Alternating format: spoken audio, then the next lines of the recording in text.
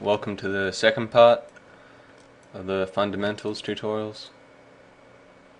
And for this one it's going to be a little bit more technical. We're going to go in and cut into the mesh and clean up afterwards. Sometimes you'll find that you have to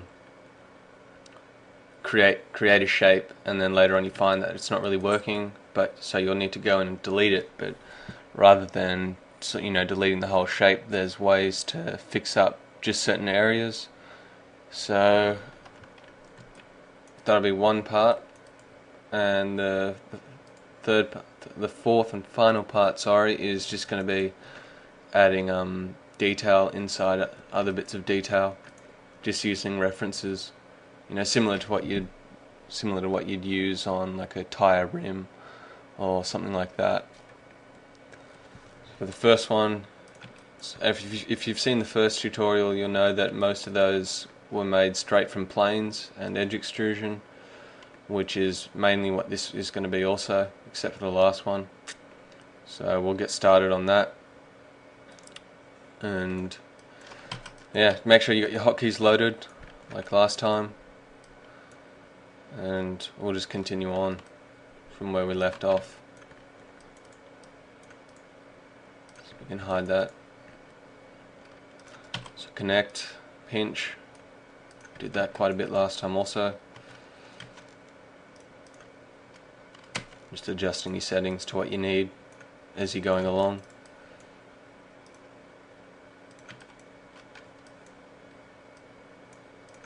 So rather than, there's a couple of ways you could approach this one. One would be extruding in and then cleaning up, but the way I add detail similar to this is I just delete the faces and extrude them down and then bridge them, and what that'll do is that will leave two borders which you'll need to cap.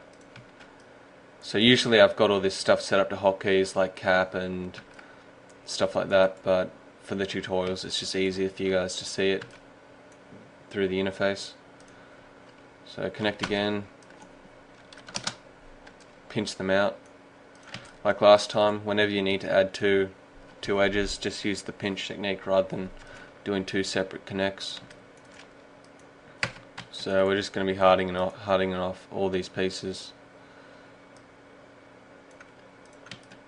from each angle.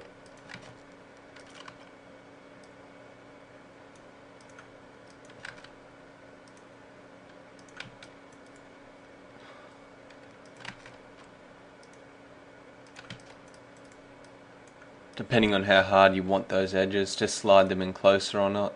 Because there's three, you can get this really razor edge. If you want, you don't need to add any more loops.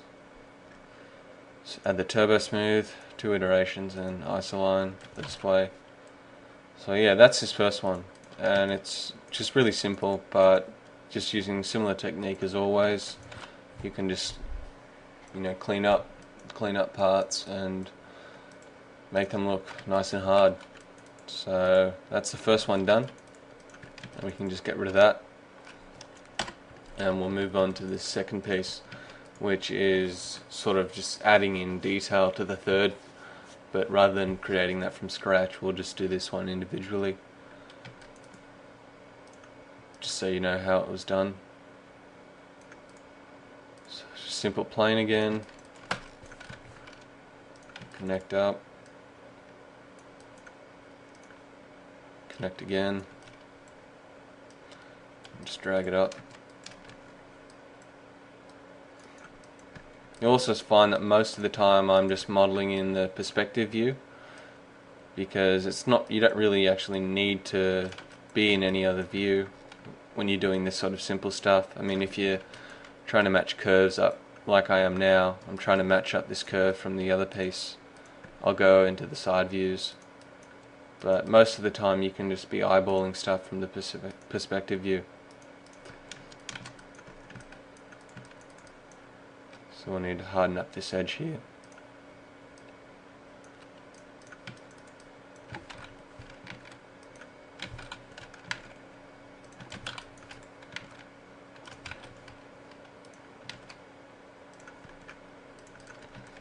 Okay, now you need to add in the the inset, or better yet, first we will give it some thickness on the borders. So loop those edges and just drag down. Now the base of this plane, seeing as everything's created on the zero, on the Z axis, we know is on the Z plane.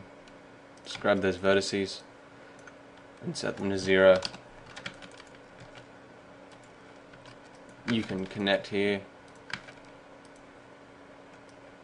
harden off that top face, and you see that it was sliding both ways. So once again, just turn on edge snap mode, drag up, and then drag straight back down. That'll keep the shape there. Now we just need to bridge these two edges and drag these out.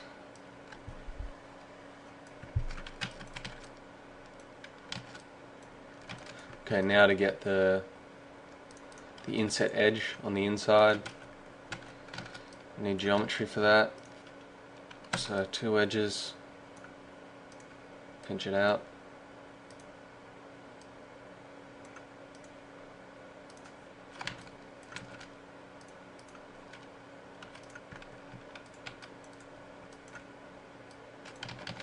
Oops.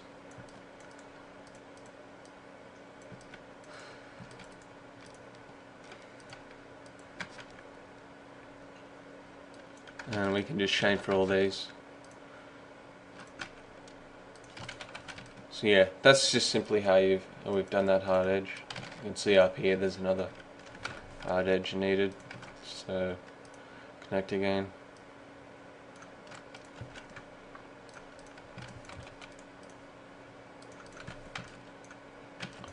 So that's how we will do this first one, this first sort of circular part of the next piece. So we can get rid of that and move on. So you can see this plane, similar to the last one. Just go from side on again, just to match them up.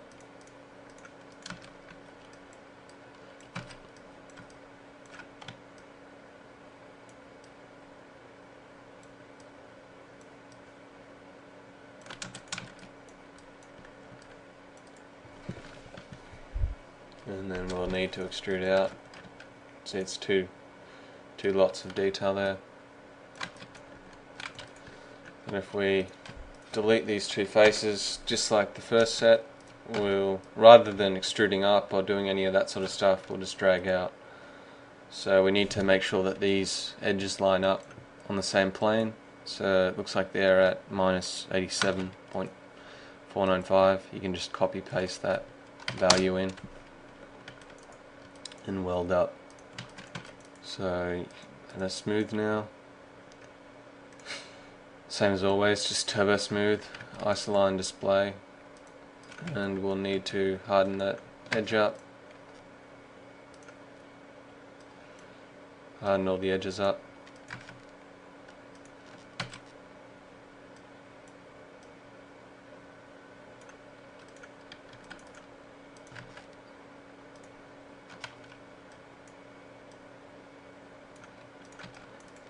I don't know if you've noticed, but most of the time, or nearly all the time actually, it's just, to get extra detail I just use the cut tool. It's just really fast just to do it that way. You know, sometimes can't be bothered and need to get stuff done quickly. You can just cut those shapes. So terminating. To get rid of if you just hit remove in the edge palette, you'll see that it leaves the actual vertices there. And when you smooth, it causes pinch errors, stuff like that. To get rid of that, just hold down Control when you're removing, and that will remove the vertice also. So now it's a nice sharp edge, it's all clean, and let's just say we've added in that connect here. Whoops. You've added in that inset and you want to change it later. first we need that inset there.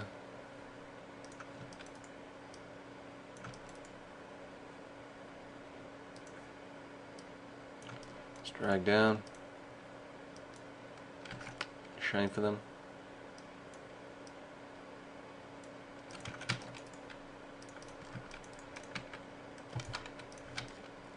Okay, you can see there's still no errors, but this is something where the other pieces we've done so far can be done, you know, pretty straightforward.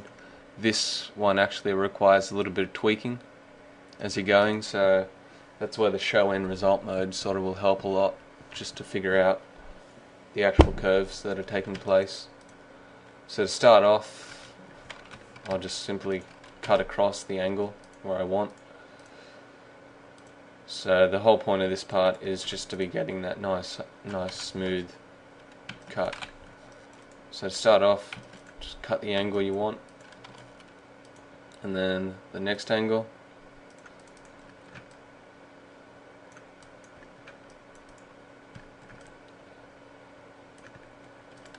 Add another cut on the side.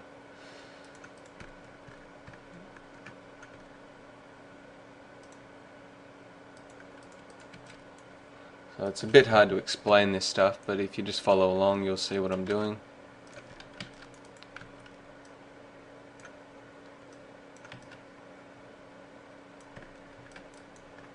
So we need to keep a flow heading in this direction. So probably what I should be doing now is bringing up this back face here to the same height as these other ones. So just copy paste that Z value and bring it up. And just do it for all of them actually.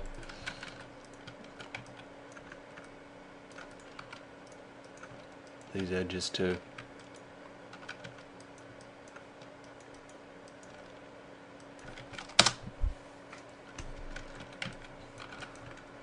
So you can see the start of, the start of how it works. Now we'll need that looped part here. So hold down Control and loop it. I'm just removing any faces you don't need. The whole point is to keep it as simple as possible. So anything you don't need while you're making this stuff, just get rid of. Now we can drag this part down a little bit. And we'll need to keep an edge loop flowing on that same path. So you can see just there I've just simply target welded it together, looped and removed, and now you'll see that it's starting to come together. Still really rough and wonky, but we'll get rid of that.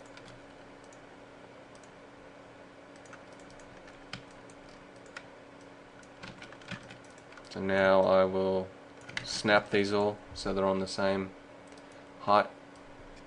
Just keeps things clean.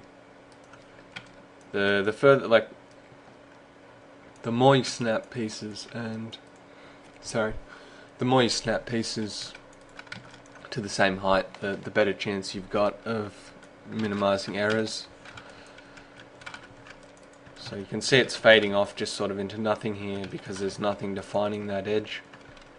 So we'll need to add it.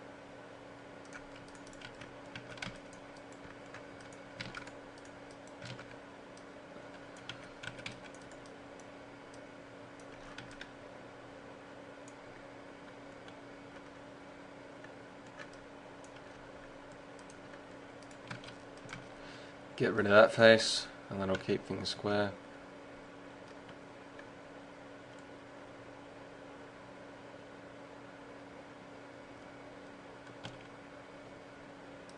And just take a step back and you just sort of analyze where you're at with the model.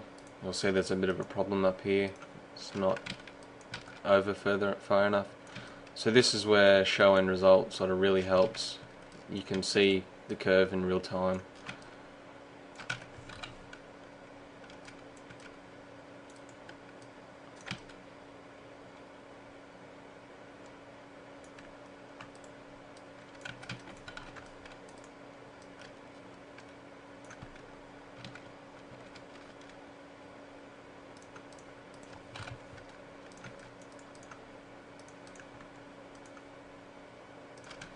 Just trying to compare the two. And it looks like we don't have a loop sort of defining the height of this segment. So I can just cut again.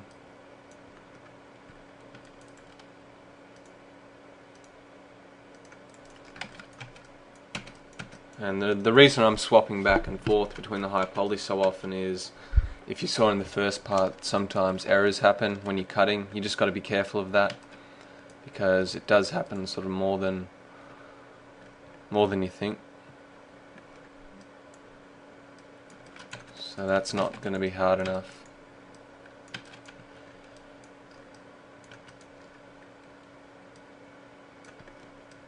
So I'll need to connect an edge there. Cut down.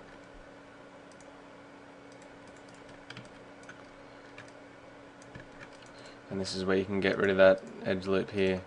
So anytime you see a triangle or an edge loop leading off from a triangle, you can just easily get rid of it, clean things up. You can see there's still a triangle there that we've got to get rid of. So to do that, once again, same as the last one, just remove it. And get rid of this. And we're almost there.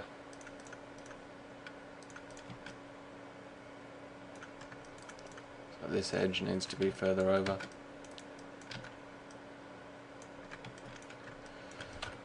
Okay, so now down the bottom, that's basically, I mean, I don't know if you followed that too easy, if I was going a bit too quick just to understand, but you can see that taking a shape and cutting into it, just using the same techniques as all the other pieces, if you just stick to those same methods, it's not actually that much to learn. Actually, it's just a lot of repetition, like I've said. So now you're sort of left with all these edges down here, and you don't really need them. If you're willing to spend the time to get rid of them, you can just terminate up any three edges leading together and delete the remaining face. It'll probably create like a little bit of a pinch, but it's not really noticeable. Better to just remove them, in my opinion. Okay, so that's that piece out of the way. Now we're going to just be going in and changing that once again. So you've cut the piece, and now you've realized that it's a mistake, or you need to, or like you've been given direction to do it differently. So you can see the only changes that have been made are here and just a little extrude up. We'll start with the extrude. So loop it.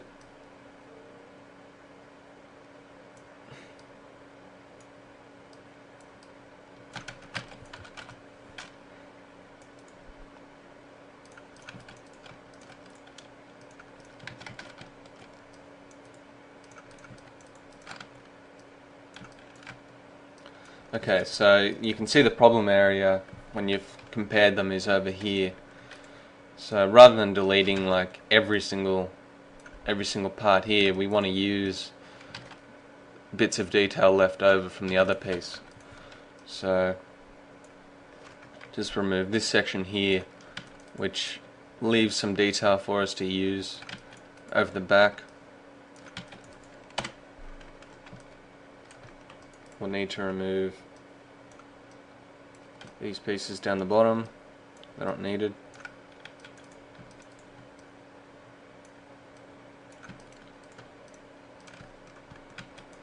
And just get rid of those.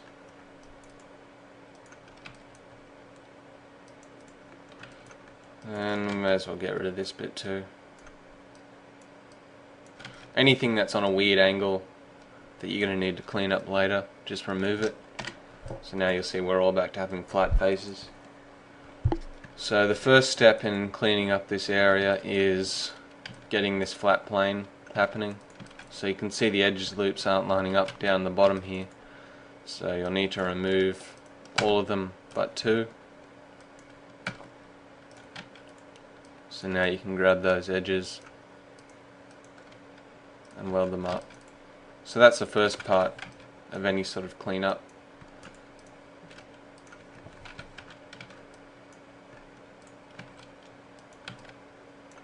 Now we've lost that hard edge here, so we'll need to get that back. So you can just cut along the face and weld up here. So that's the second part done.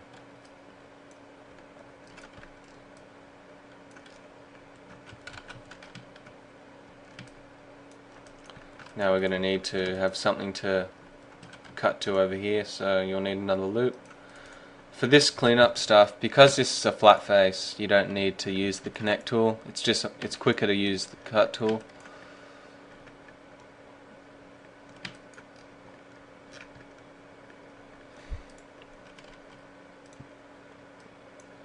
We can weld those faces now, and you can see we're slowly getting there.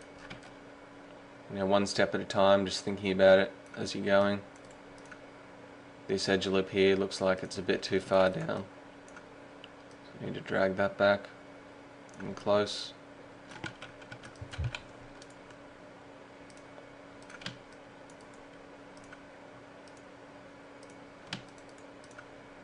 I'm just comparing the two just so you can see. So the next thing you notice is that the edge loop down the bottom here is terminated off. So for now we will just get rid of, we'll target weld here and just get rid of this face, these edges here. And we can cut down the bottom, extrude, connect it. Just delete those faces, bridge them up. And now that will be back to a hard edge down the bottom. So really there's not much left to cap off. Next part will be bridging these two, which is going to leave a little bit of a problem that we'll need to fix.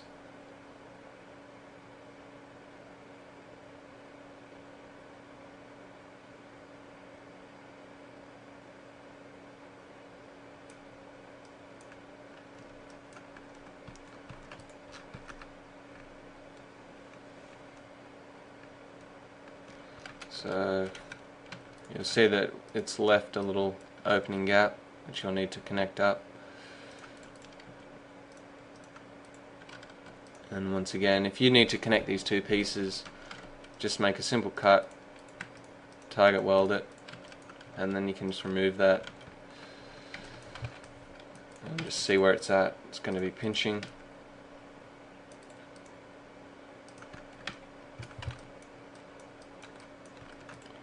This last part,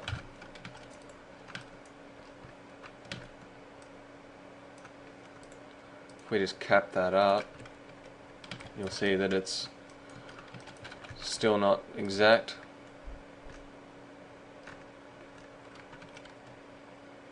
So we'll need an edge leading up top here. Oops, that's actually meant to be part of this part.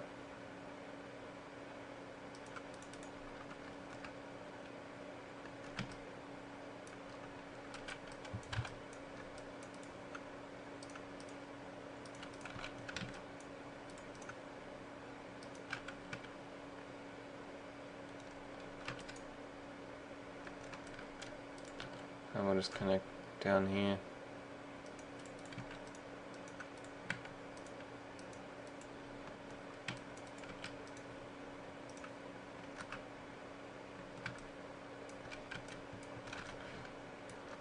Almost there, there's just a couple more edges to define.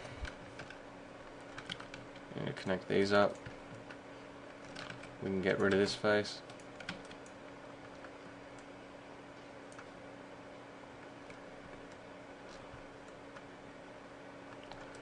And you just got to add in another edge here.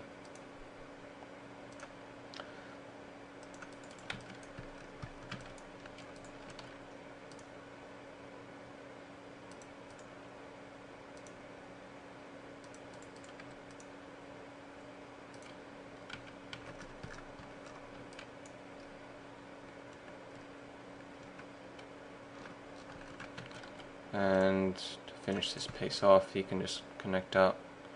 So what I'm doing when I'm doing this stuff is, I mean, it's a little bit hard to explain, but basically I'm just looking for sort of ways to terminate those edges and looking for problems and just how to fix them. So if you take it sort of one poly at a time, you can see that the cleanup stage is, you know, fairly straightforward, and you can just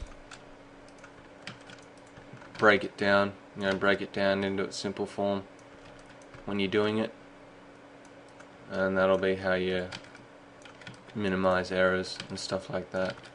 Any sort of problems solvable, but it's just an experience thing, just figuring out, you know, the right amount of edges you need, stuff like that. So you can still see there's like a 5-sided point here on the bottom, which I have failed to see.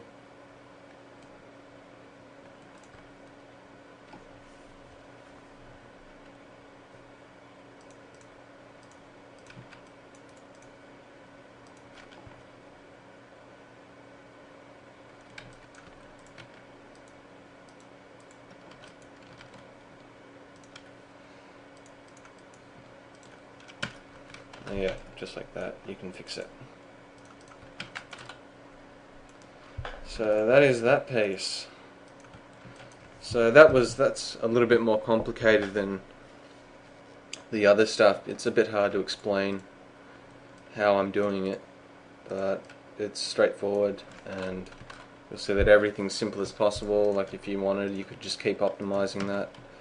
You know, you could remove parts you don't need, add them back in. And even though it's a little bit messy, you can clean that up if you want. Connect back.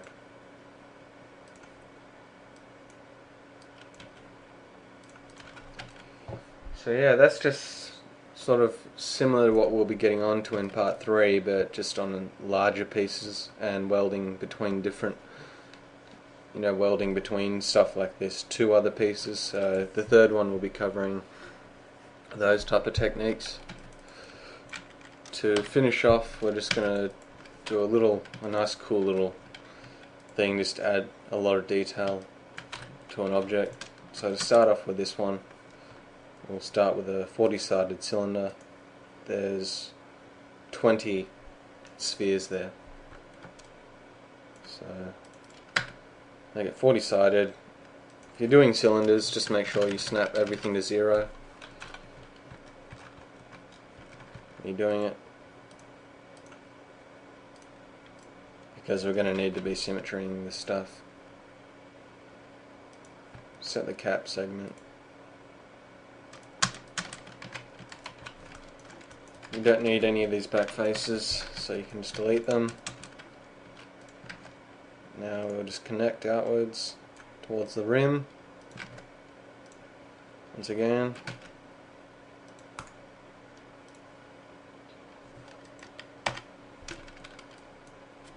Control I will invert selected. So this is just the same as the other ones we've done. Just enable snap. Sometimes depending on the scale it might be a little bit big or small.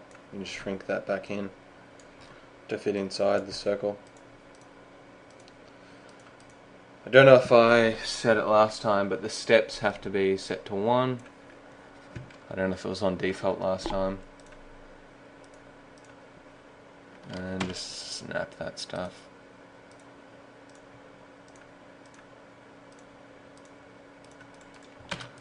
Delete the inside faces, weld up.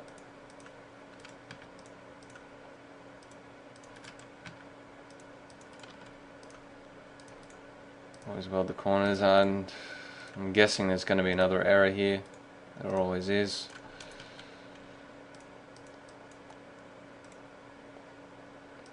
Yep, there was. Okay, so that's set up.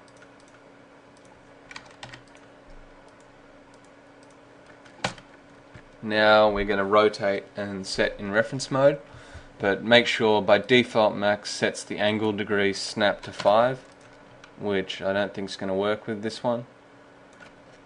So you'll need to set it to 1 degree angle, which is just here. And when you rotate it, in the clone options, set the reference to 19. We know there's already one there, and it's 40-sided. It's 2 polys, so that's going to line up. Now you can just model on any of them, and it will apply it to all of them. So snap off, and just cap it.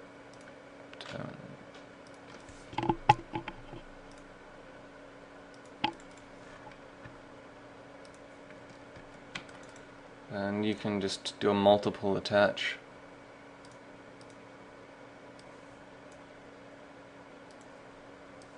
And sorry, I forgot to mention, you can't attach references together, so you'll need to convert them all to polys first, and then you can just attach them all.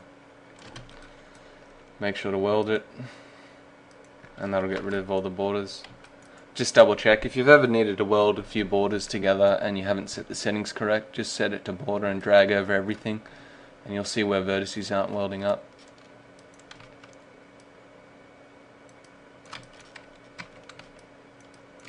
You can just do whatever for these outside bits.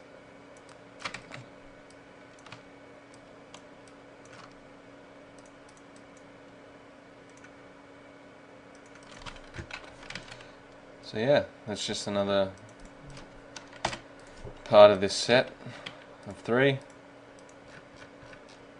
So yeah, hopefully you've enjoyed it, and we will get on to the third one, I believe, in a couple of weeks' time. Thanks heaps.